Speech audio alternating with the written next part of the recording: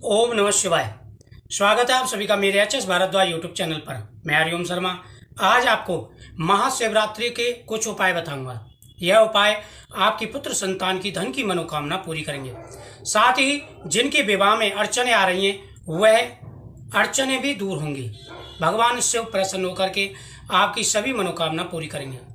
महाशिवरात्रि का जो दिन होता है ये बहुत ही बड़ा दिन होता है। इस दिन जो भक्त भगवान शिव की आराधना करते हैं उनकी प्रत्येक मनोकामना पूरी हो जाती है। महाशिवरात्रि के दिन सभी को पूजा करना चाहिए। अगर व्रत रख सके तो बहुत ही अच्छी बात है, नहीं तो पूजन तो आप जरूर करें। अगर आपकी कुंडली में योग नहीं है, कई बार ऐसे दोष बन जाते हैं कुंडली में जिनकी वजह से योग नहीं बन पाते, या जिनके शादी के कई साल बीत चुके हैं, संतान सुख नहीं मिला है, या जिनके शादी में अड़चन आ रही है, लड़का हो या लड़की हो, शादी में अड़चन आ रही है, तो उनको शिवरात्रि के दिन जरूर माता पार्वती और भगवान शिव से आशीर्वाद लेना चाहिए। शिवरात्रि का जो दिन होता है ये बड़ा ही दिन और महाशुभ योग एक प्रकार से कह सकते हैं आप कि इस दिन आप कोई भी कार्य कर सकते हैं। इतना बड़ा शुभ दिन होता है शिवरात्रि, भगवान शिव की रात्रि। रात्रि का विशेष महत्व होता है। रात्रि को कैसे पूजन कर, किस प्रकार से आपको पूजन करना है वह भी मैं आपको बताऊंगा। देखो, शिवरात्रि आप सुबह पूजा कर लें, उसके बाद में आप फलाहार ले लें। दिन में आपको फलाहार लेना है और फिर रात को जो है आपको पूजन करना है। सुबह जब आपने पूजा किया होगा भगवान शिव का तो संकल्प जरूर किया होगा। अगर नहीं किया हो तो रात को आप संकल्प जरूर करें। बेलपत्र ध्यान रखें, आपको बेलपत्र ला करके पहले ही रख लेने हैं रात की पूजा के लिए। गंगा जल से धो करके रख लें आप।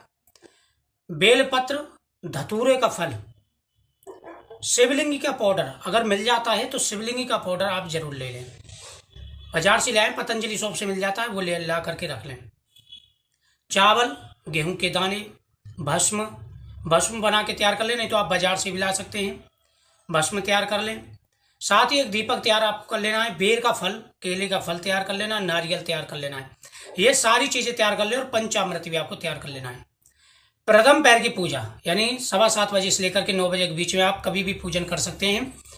वैसे तो 8 और 9 के बीच का जो समय है वो सुबह लाभ घड़ी चलेगी उस टाइम, लेकिन आज के दिन जो है पूरा दिन ही शुभ होता है। राहु काल को छोड़ करके कभी भी पूजा कर सकते हैं। तो जब पहले पैर की पूजा कर रहे हो तो घर में पारद शिवलिंग रखा है, ध्यान से सुनना है। पति पत्नी दोनों को पूजन करना है।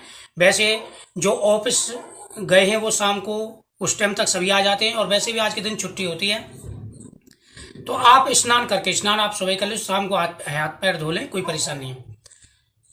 शाम को एक थाल में आप बड़े बर्तन में शिवलिंग जो है रख लें। पारद शिवलिंग हो या आप आटे का शिवलिंग बना लें, जिसे पार्थिव शिवलिंग कहते हैं, वो रख लें। पूजा का सामान रख लें। जो मंदिर कर सके पूजा वो मंदिर में कर लें, जो घर में कर सके वो घर में कर लें।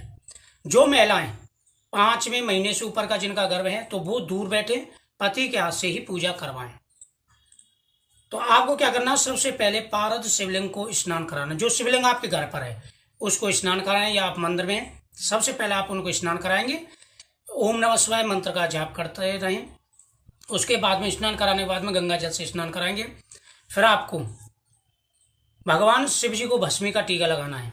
भगवान शिव जी को भस्मी का टीका लगाना है, और माता पार्वती को रोली का टीका लगाना है, गणेश जी को रोली का टीका लगाना है।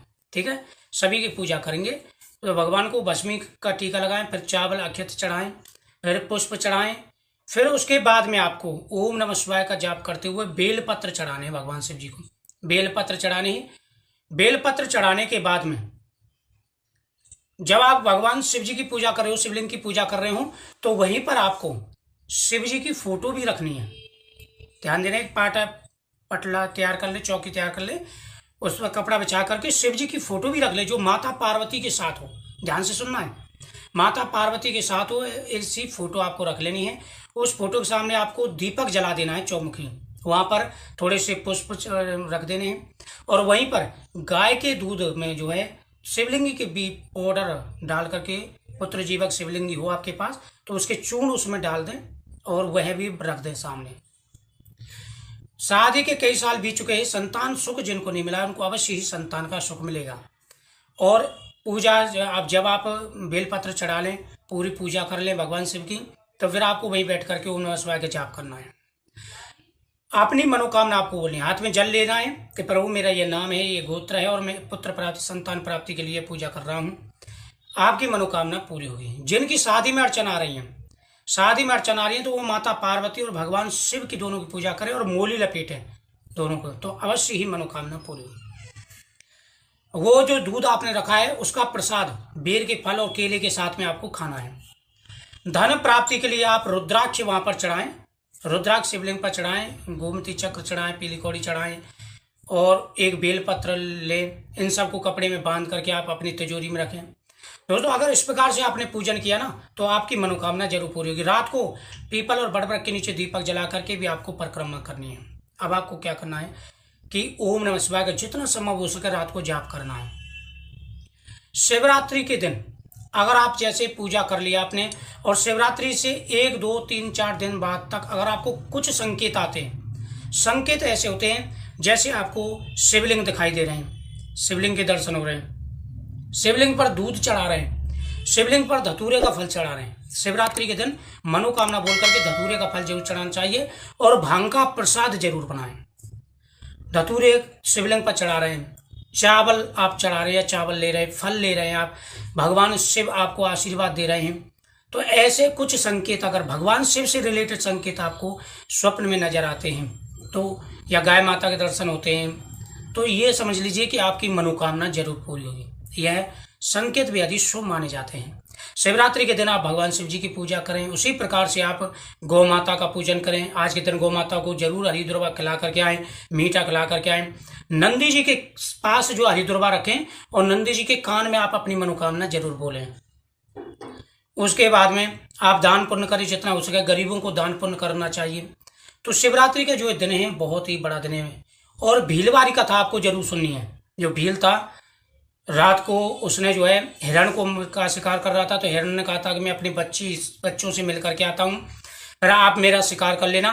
तो जैसे ही भील बाण चलाता था उन पर तो एक पत्ता शिवलिंग पर गिर जाता था, क्योंकि नीचे शिवलिंग रखा हुआ था और थोड़ा सा जल वहां पर गिर जाता था।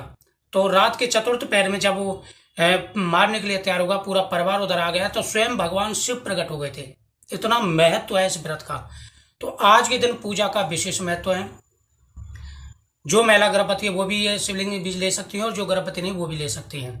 तो आप जरूर ये पूजन करें, आपकी मनोकामना पूरी होगी। हर प्रकार की मनोकामना पूरी होगी, पुत्र प्राप्ति से ही नहीं, हर प्रकार की मनोकामना आपकी पूरी होगी। तो महाशिवरात्रि का दिन बड़ा ही दिन होता है। भगवान भोलेनाथ आप सभी की मनोकामना अवश्य पूरी करेंगे। शिवलिंग का जो जल है वो आप जरूर लेना है थोड़ा सा, और उसमें से थोड़ा सा पीना है, बाकी घर में छिड़क देना है। जब शिवलिंग पर आप आपसे करेंगे तो जो शिवलिंग से नीचे जलहरी से नीचे जल गिर रहा हो तो वहां पर आपको जरूर थोड़ा सा जल ले लेना है। तो इस वीडियो को ज़्यादा से ज़्यादा शेयर करें, चैनल को सब्सक्राइब करें। ओम नमः शिवाय।